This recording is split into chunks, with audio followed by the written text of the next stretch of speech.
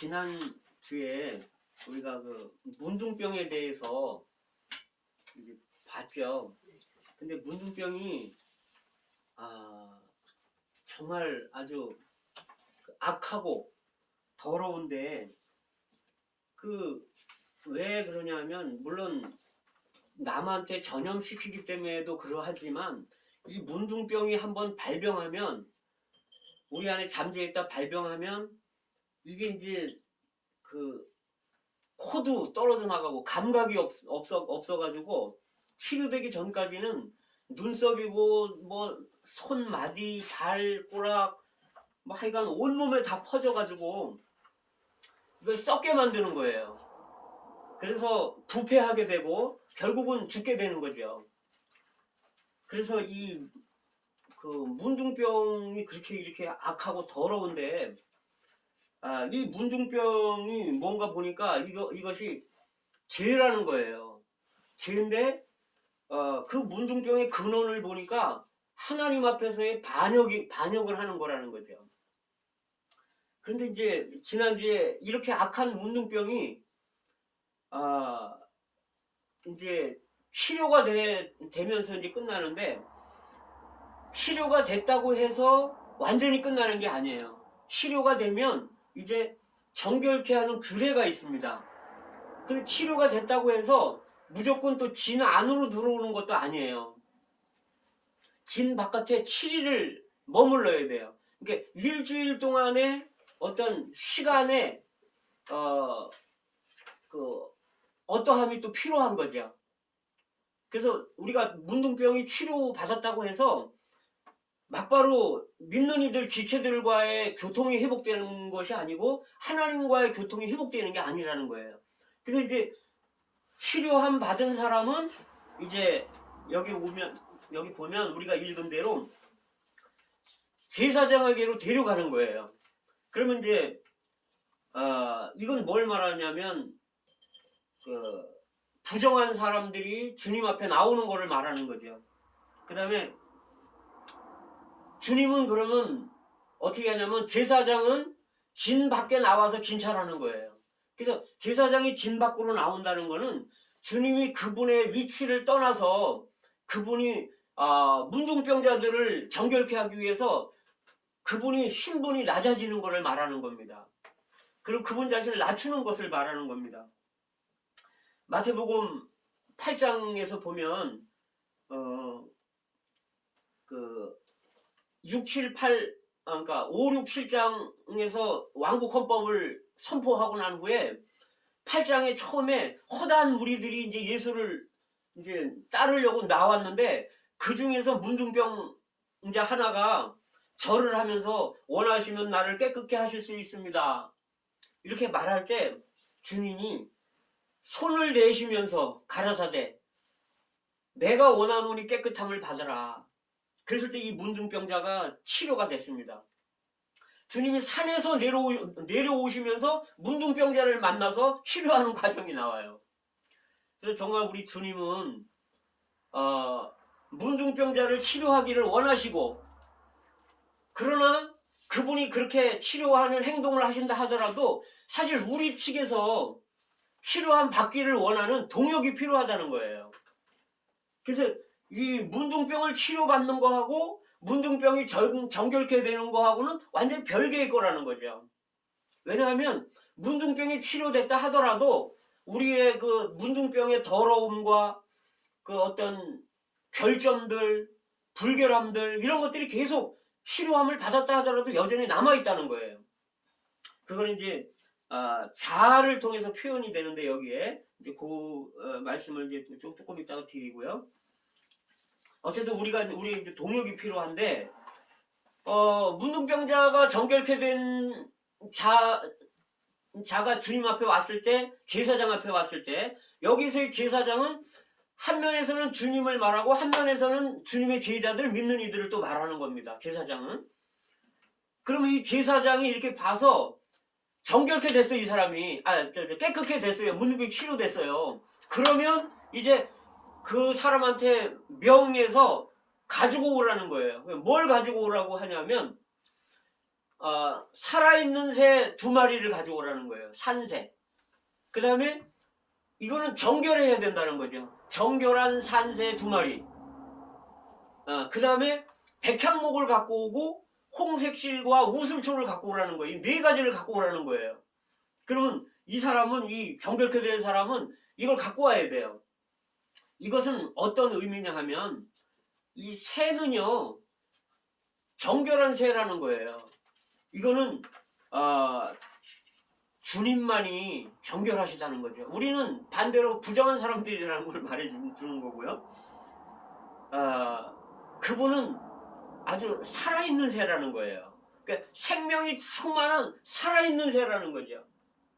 이분은 살아계신 분이라는 거예요. 그리고 새라고 말할 때 새는요 땅을 초월하는 것을 말하고, 그 다음에 본성이 하늘에 속한 것이고 하늘에서 온 분을 말하는 거예요. 근데 이분은 자유로운 분이라는 거죠. 하늘에 속한 본성이 있는 이런 정결한 살아계신 아주 하늘에 속한 이런 분이라는 거예요. 그래서 2마리를 갖고 오라는 거예요.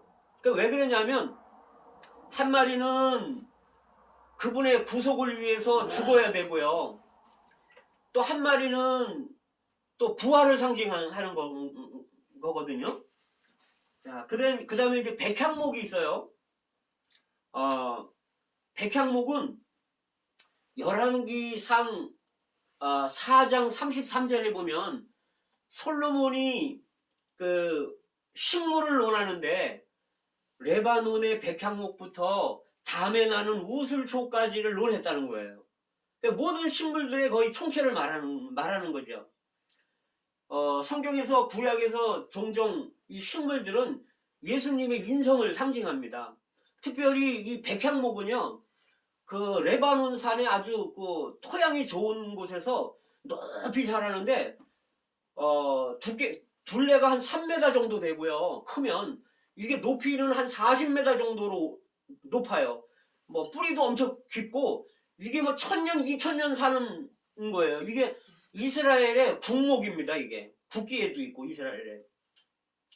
근데 이거는 이거는 무엇을 의미하느냐면 그리스도의 높고 존귀하시고 뛰어나신 인성, 아주 도덕적으로 굉장히 높으신 분이고 이런 그분의 인성을 말하는 거고요.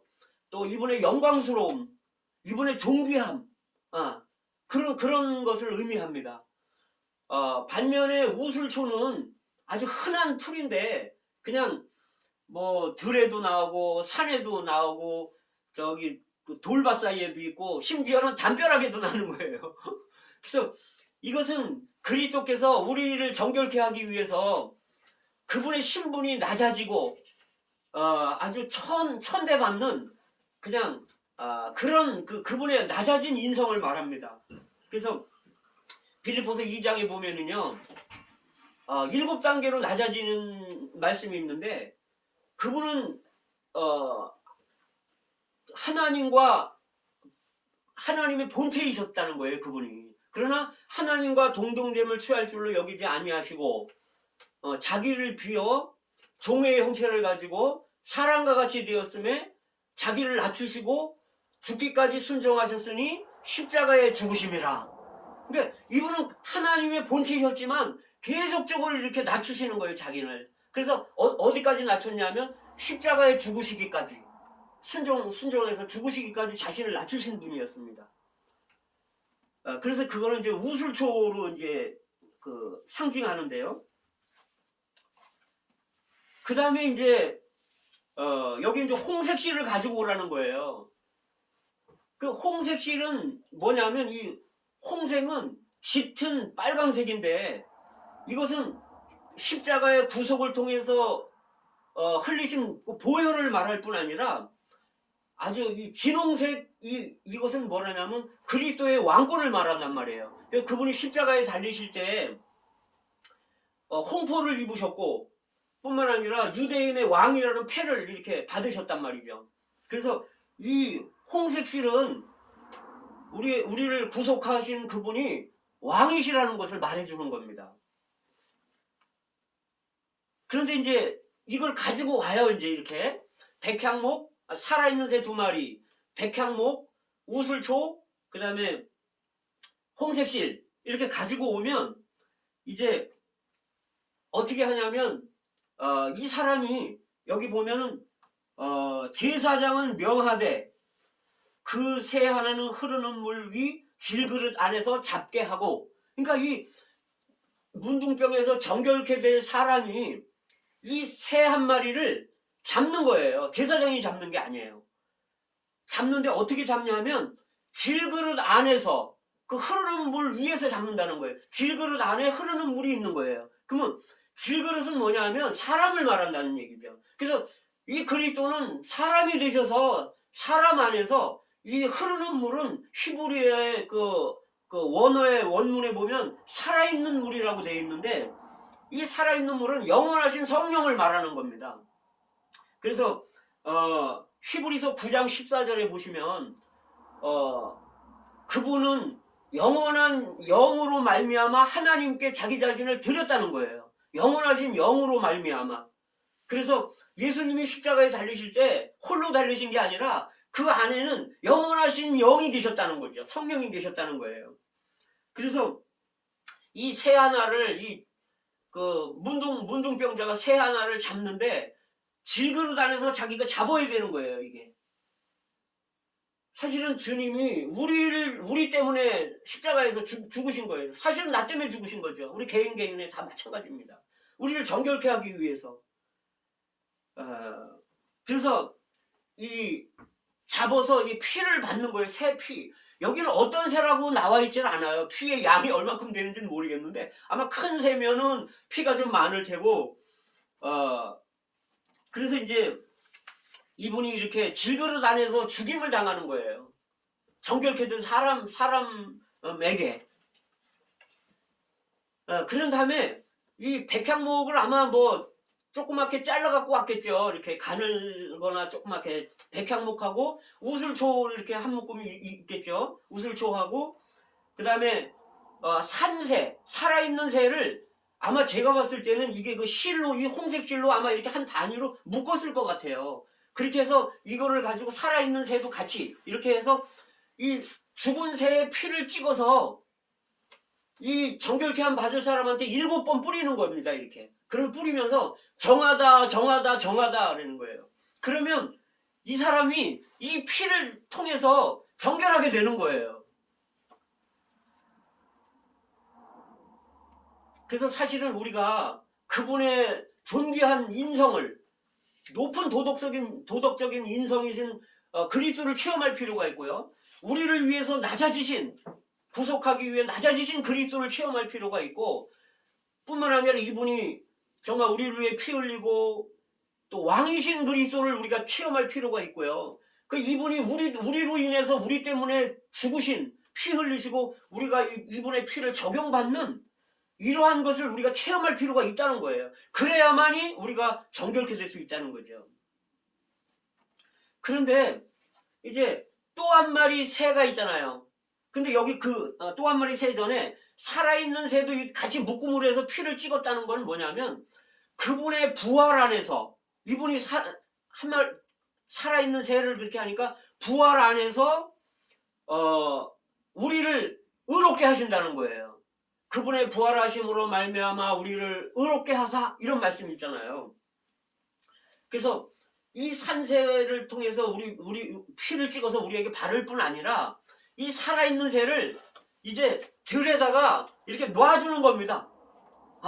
그러면 이건 뭘 말하냐면 그분의 승천을 말하는 거예요. 이 새가 비상하잖아요. 날아가는 거예요. 우리에게 피를 적용한 이 새가, 살아있는 새가 날아가는 겁니다.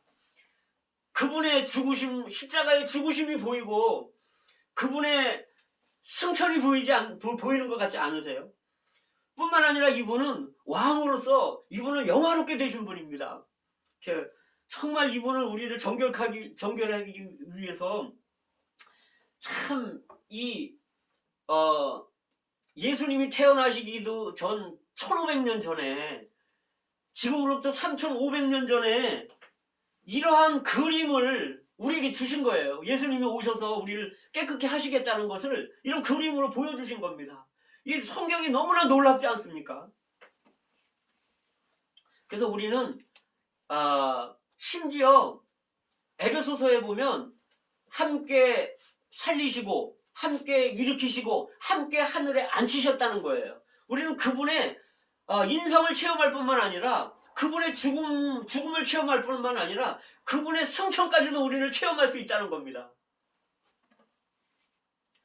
자, 이제 이렇게 정결케 된 사람은 이제 어떻게 되냐면 7일 동안 진 바깥에 있어야 돼요. 장막 바깥에.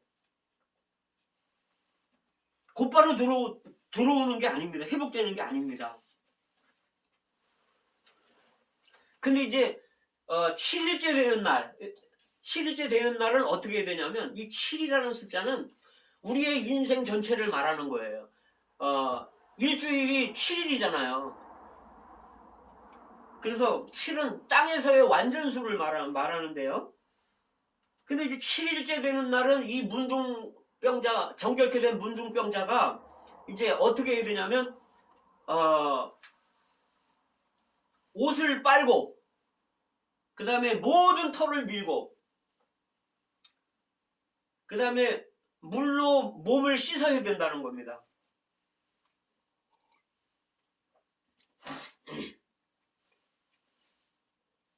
뿐만 아니라 머리털을 밀어야 돼요. 머리털을 다 밀어야 돼요. 그 다음에 수염도 밀어야 되고 눈썹도 밀어야 됩니다. 그 다음에 모든 털을 밀어야 돼요. 그 다음에 물로 씻는 거예요. 7일째 되는 날. 여기 이 의미는요 너무나 중요합니다. 옷을 빤다는 거는요, 7일째 되는 날 옷을 빤다는 거는, 이 옷은 행위라고 그랬잖아요. 우리의 이 행위들이나 행동들이 처리받아야 된다는 걸 말해주는 겁니다. 우리 옛사람이 처리돼야 된다는 거예요. 우리의 행동들이 변화가 있어야 된다는 거예요. 우리 행위가. 이렇게 예전에 그 죄인들로 문둥병들로 살았다 하더라도 이제 우리 행위는 바뀌어져야 되고요. 그 다음에 모든 털을 민다는 것은, 털은 뭘 말하냐면 우리의 천연적인 능력과 힘을 말합니다. 물로 몸을 씻는다는 거는 우리 천연적인 사람이 이제 물속에 잠겨져 가지고 아주 장세진에 뿌려야 된다는 거예요. 아예 끝나야 된다는 거예요. 그 다음에 이제 머리털이 있는데 고린도전서 11장에서 그렇게 말씀하시죠. 사람의 머리털은 자신의 영광이라는 거예요. 그래서 우리는요, 우리 머리털을 밀어야 된다는 거. 우리 자아를 말하는 건데, 여기에 나오는 것들은 전체 우리 자신의 그 어떤 그 영광을 구하는 거가 있고, 우리 자신을 영화롭게 하고, 우리 자신을 자랑하는 거, 자기 자신을 과시하는 거 있잖아요. 이런 것들을 다 밀어버려야 된다는 거예요. 그 다음에 이 하나님께 순종하지 않는 이런 것들을 다 처리해야 된다는 겁니다. 그 다음에 이제 수염을 밀어야 되는데, 수염은 우리의 존귀라고 말했잖아요. 지난주에. 자신을 남보다 낮게 여기고 자신이 아주 존귀한 채 하고 존엄한 채 하는 거 이런 것들을 다 밀어버려야 된다는 거예요. 뿐만 아니라 이게 눈썹을 이야기하는데, 사람의 얼굴의 아름다움은 눈썹에 있다는 거예요. 특징이. 그래서 이제 우리가 이제 눈썹도 막 그리고 아름답게 하잖아요. 눈썹에 문신도 하고. 그런데 이거는 이제 그 그림이고, 실제적으로 우리 이제 어떤 눈썹에 그 의미가 있는데, 이 의미는 천연적인 아름다움, 천연적인 장점, 천연적인 강점들, 이건 하나님이 그 부활 안에서 우리가 하나님께 받는 것이 아니라 내 타고난 아름다움이 있어요. 이런 것들을 우리가 다 처리해야 된다는 겁니다. 뿐만 아니라 이제 몸의 모든 털을 밀어야 되는데, 이거는 그 내 자아, 옛사람에게서 나온 내 능력, 천연적인 재능, 이런 모든 것들을 다 밀어야 된다는 거예요. 뿐만 아니라 이제 물로 몸을 씻는 건데, 이제는 몸을 물로 씻어야 된다는 거예요. 아주 깊은 물에 아주 장사 지내버려야 된다는 거예요. 그러면 남는 게 뭐가 있습니까? 이제 머리털도 밀고 눈썹도 밀고 수염도 밀고 모든 털을 다 밀어버렸는데, 이제 몸까지 아주 다, 몸에 있는 모든 털 다 밀었을 뿐만 아니라 몸을 물에 씻는 거예요. 아예 나는 그리스도와 함께 죽었을 뿐만 아니라 아예 장사 지내는 겁니다. 나는 끝났다. 그럼 내가 가진 거는 아무것도 없는 거예요.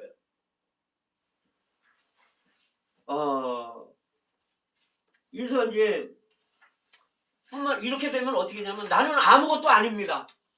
주님, 나는 당신 앞에 아무것도 아니고, 나는 당신 앞에 아무것도 가진 것이 없습니다. 나는 정말 죽기에만 합당한 사람입니다. 이렇게 할 때 정말 우리에게 남은 게 아무것도 없기 때문에 주님이 그 사람을 정결하다고 인정한다는 겁니다. 이것이 문둥병자가 실행해야 될 첫 번째 규례입니다. 이제 두 번째 규례가 있어요. 두 번째 규례는 이제 8일 날 있어야 돼요. 8일 날, 여덟째 날. 여덟째 날은 뭐냐면 그 부활의 날이에요. 왜 8이 부활의 날이냐면, 노아의 8 식구가 물에서 올라오잖아요. 방주에서 구원받잖아요. 그러니까 8은 부활의 숫자입니다. 그리고 한 주가 끝나고 다음 날이에요. 그래서 안식 후 첫날 예수님이 부활했잖아요. 7일이 안식일이고 그 다음날 8일이 이제 부활의 날입니다. 그래서 8째 되는 날에 우리 자신을 다 끝내고 이제 8째 되는 날 또 규례가 있어요. 어떤 규례가 있냐면, 제사장이 명하는 겁니다. 당신은 가서, 이 문둥병 이 사람한테 당신은 가서 속건제와 소제와 번제와 또 기름 한 흰을 가지고 와라. 근데 여기서 이제 수양 둘, 어린 순양입니다. 어린 순양 둘은 그 속건제와 속제제로 쓸 거예요. 그 다음에 이제 소제가 있어야 되고 기름 한 흰이 있어야 돼요. 그 다음에 이제 번제로 쓸 어린 암양이 필요합니다. 이렇게 해서 가지고 와야 돼요, 이 사람이. 그런데 어떤 사람은요, 가난해서 가지고 올 능력이 없어요, 이거를. 그러면 이 사람은 뭘 갖고 와야 되냐면, 어린 암양은, 어린 순양 한 마리는 속건제로는 무조건 갖고 와야 되고, 이제 산비둘기 2마리나 집비둘기 2마리를 갖고 와야 되는 거예요. 이건 뭘 말하냐면, 우리의 믿음이 그리스도를 체험한 그 양이, 우리는 어떤 사람은 뭐 양처럼 큰 그리스도를 누릴 수 있지만, 어떤 사람은 그리스도의 체험이 빈약해서 부족해서 그냥 집비둘기로 누릴 수 있고 산비둘기로 누릴 수 있다는 거예요. 근데 여기 이제 순양 한 마리를 가져오잖아요. 가지고 오면 이 순양을 속건제로 드리는데 요제로 드리라는 거예요. 그러니까 그 드리는 방법이 있는데, 요제는 흔들어 드리는 거고 거제는 이렇게 들어서 드리는 거고, 요제는 뭘 말하면, 흔드는 건 부활을 말하는 거고요. 들어서 드리는 건 그분의 승천을 말하는 겁니다. 그리고 이제 근데 여기서는 뭘 말하냐면 흔들어 드리라는 거예요. 그래서 부활 안에서 우리의 죄들이 사함 받는다는 거예요. 속건제를 드려야 되는 거는. 근데 이게 이 속건제를 잡잖아요. 그러면 속건제의 피를 갖다가 어떻게 하냐면 그러니까 왼쪽 손에다가 이 속건제의 피를 따르는 거예요. 그 다음에 이 오른손으로 왼손에 있는 속건제의 피를 찍어서 이제 그 사람에게, 정결함을 받을 사람에게 이제 뿌리는 겁니다. 그건 이제 아까 뿌렸고, 여기서는 이제 그 피를 여기다 받아서 어떻게 하냐면 귀에다가 바르는 거예요. 오른쪽 귀에다가. 이건 뭘 말하느냐면요, 우리가 하나님의 음성을 듣는데 문제가 있기 때문에, 하나님의 음성을 듣지 않아서 우리가 범죄하기 때문에 우리의 귀가 그 속죄를 받아야 된다는 거예요. 뿐만 아니라 오른쪽 엄지손가락에 피를 바르는데, 이건 뭐냐면 하나님의 일을 하지 않는 우리의 손이 부정하기 때문에 우리의 손에 이걸 발라야 되는 거예요. 피를. 속건제의 피를. 그 다음에 엄지발가락에 또 발라야 되는데요, 이거는 하나님의 귀를 취하지 않는 우리의 부정한 발이기 때문에 여기에 피를 발라야 된다는 겁니다. 뿐만 아니라 이제 그 기름 한 록을 갖고 와야 되는데요, 이 록은 뭐냐면 그 부피의 단위란 말이에요. 근데 여기에서 한 록이라고 말할 때는 0.3리터 정도가 됩니다. 그 0.3리터면은 그 작은 페트병 있잖아요. 우리 물 마시는 페트병의 반보다 조금 안 되는 양이에요. 그 양을 이제 손바닥에다 이렇게 이제 담는 거예요. 이렇게 손바닥에 이렇게 담고, 이제 이 기름을 갖다가 어떻게 하냐면 여호와 앞에 7번 뿌리는 겁니다. 기름을. 아까 피를 귀에, 손에, 발에 발랐지만 이제는 피를 여호와 앞에 일단 뿌리고, 이건 뭘 말하냐면요, 이 기름을 뿌린다는 건 뭘 말하냐면 우리가 하나님 앞에 인정되고 받아들여지는 거는 그분의 성령으로 인해서 받아진다는 것을 말해준다는 겁니다. 피는 구속을 의미하고 제사함을 말하지만 이제 그분에게 인정되고 연락되는 거는 성령으로 인해서 기초가 놓여진다는 겁니다. 그리고 이제 이 기름을 또 귀에다가 발라요. 오른쪽 귀에다가. 피 바른 위에, 그 다음에 오른쪽 엄지손가락 피 바른 위에 또 바르는 겁니다. 또 발에도 또 바르는 거예요. 엄지 발가락에. 이렇게 할 때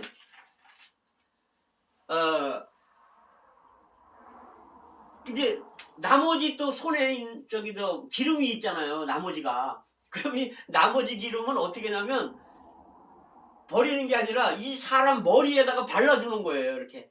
그래서 우리의 생각이 너무나 악하고 주님께 순종하지 않고 우리의 내 생각대로, 내 멋대로, 내 속에는 옳은 대로 행했던 우리 머리를 이번에 기름으로 발라주는 겁니다. 그럴 때 이제 우리가 성령에게 순종할 수 있고, 그분의 음성을 들을 수 있고, 그분의 일을 할 수 있고, 그분의 길을 갈 수 있는 겁니다.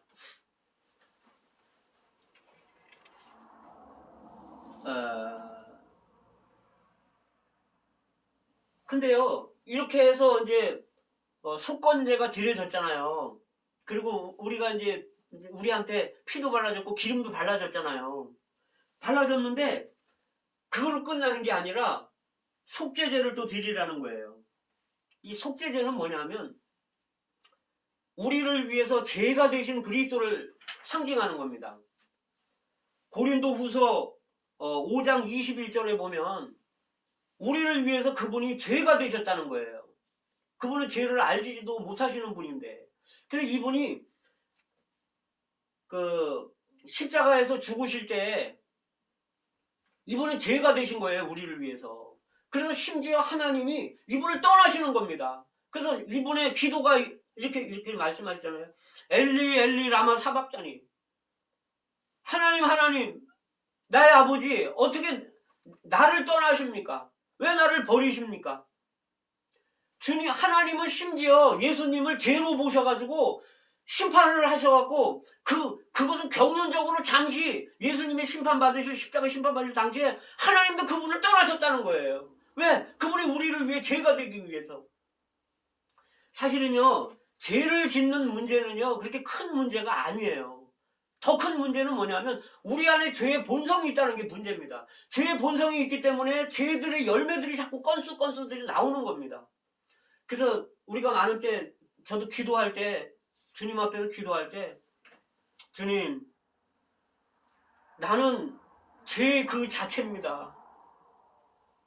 오 주님, 나는 뼛속까지 죄가 들어와 있는 사람입니다. 정말 이렇게 고백하지 않을 수가 없는 거예요. 그래서 이 죄들의 행위들을 위한 속건제물이 필요할 뿐 아니라 이 인격화된 죄, 이 사탄이 우리 안에 들어와서 아주 죄가 돼가지고 이제 내 속에 죄가 거하니라. 이제 내가 아니요 내 속에 거하는 죄인이라. 이제 이 죄와 내가 하나가 돼버린 거예요. 완전히 타락해가지고 완전히 부패돼갖고 이것이 나와 하나 돼서 내 인격이 돼버린 거죠, 죄가. 그래서 나를 끝내줄 그 어떠한 대치물이 필요하다는 거예요. 그래서 주님은 십자가에서 죄가 되셨다는 겁니다. 심지어 죄를 알지도 못하시는 분이 정말 얼마나 이분이 감사한 분인지 몰라요. 그래서 그분은 속건제물이 되셨을 뿐만 아니라 우리를 위한 속죄제물이 되셨다는 거죠. 그런데 이제 그 뒤에도 소제물과 번제물이 또 필요해요. 이거는 뭘 말하냐면 소제물은요 밀가루로 만들어요. 이 소제는 이제 실소자란 말이에요. 시다는 뜻인데 이건 가루가 되는 거예요. 밀이 가루가 되는 겁니다. 그래서 이분은요, 그분의 인성은, 밀은 그분의 인성을 말하는데 그분의 인성은 아주 곱고 아주 부드럽고 아주 균일하고 뭔가 아주 따뜻하고 아주 이분의 인성은요 그게 부드럽다는 거예요. 그래서 이분이 십자가에 심지어 달리실 때 십자가에 이제 잡히실 때 이분이 어떻게 말씀하시냐면 이제 그 군병들이 잡으러 왔잖아요. 그러니까 너희가 누구를 찾느냐 그러니까 예수다 그러니까 그걸 2번 얘기해요. 그래 내가 예수다 이렇게 나다 이렇게 말씀하시는 거예요. 그런데 그러면서 주님이 하시는 말씀이 있어요. 저들은 놔둬라, 가만 놔둬라, 저들을 보내줘라. 예수님은 자기 자신이 잡히시면서도 제자들을 관심하시는 겁니다. 내 제자들은 놔두라는 거예요. 붙잡아 가지 말라는 겁니다. 이분이 십자가에 달리시면서 어떤 말씀을 하셨냐면요, 그 사랑하는 요한 제자가 있을 때 그 제자에게 말합니다. 너의 어머니다. 아들입니다. 너의 어머니다 돌봐드리라. 그분은 십자가에 달리시면서도 자기 어머니를 걱정하시는 분이십니다. 그분의 인성은 너무나 고우신 분이에요. 그래서 이 소재는요, 여기에 뭐가 들어가냐면 콘 가루에 기름이 섞이는 거예요. 그분의 인성에 신성이 더해지는 겁니다. 그래서 신성과 인성이 연합한 분이에요. 그분은 하나님이면서 사람이신 분이었죠. 그리고 여기에는요 이 소재에는 유향을 놔야 돼요. 유향은 뭐냐면 부활의 향기를 유향이라고 말합니다. 그 예표에서. 그래서 그분은요 늘 죽으시기 전에도 십자가의 그런 어떤 그늘 아래 사셨을 뿐만 아니라 늘 부활의 생명으로 사셨던 분이에요. 그분은 인성 안에서. 그리고 여기 소재에는요 누룩을 넣지 말아야 돼요. 누룩은 부풀리는 건데 이건 타락한 죄를 말하는 거란 말이에요. 여긴 주님은 그런 성분이 없어요. 누룩이 없어요. 그 다음에 여기는 꿀을 넣지 말아야 됩니다. 꿀은 뭐냐면 천연적인 사랑, 천연적인 애정을 말하는데 그분은 천연적으로 그렇게 뭐 편애해서 사랑하거나 뭐 이런 게 없는 분이에요. 이 꿀은 부패됩니다. 이게 곰팡이 피고 막 그래요. 그 물 같은 거 이렇게 닦고 숟갈 같은 거 이렇게 물에 담고 막 이런 거 이렇게 집어넣으면 이렇게 꿀은 부패됩니다. 그래서 누룩은 부풀리는 거고 꿀은 부패시키는 겁니다. 그래서 누룩은 소극적으로 타락한 걸 말하는 거고 죄를 말하는 거고 꿀은 천연적인 사랑, 천연적인 애정 이런 것들을 말하는 겁니다. 그래서 소재에는 이런 게 안 들어갑니다. 이제 뿐만 아니라 소재에는 뭐가 들어가냐면 소금이 들어가요.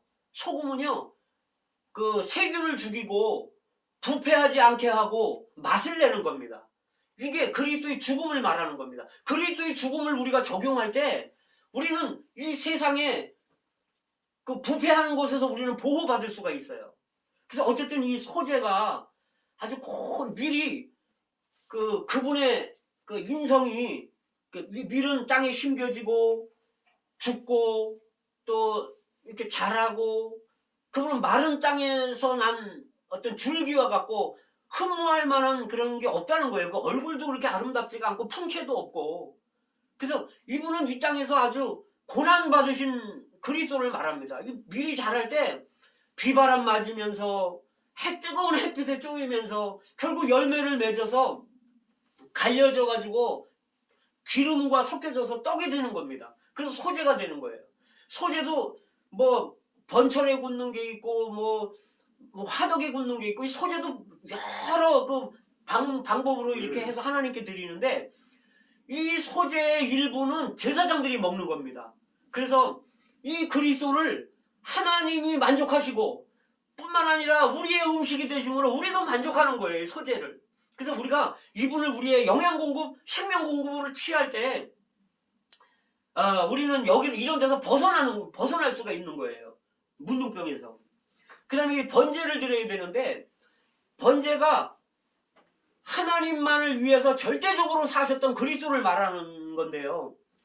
이 생명, 하나님만을 위한 생명. 사실은 이 죄들이 나오는 거는요. 속건제를 드리는 그 더 깊은 속에는 속죄제가 있기 때문에 우리 원죄가 있기 때문에 그런 거고요. 그거보다 더 깊은 거는요. 우리가 이 절대적으로 하나님을 위해 살지 않는 번제가 있기 때문에 그렇다는 거예요.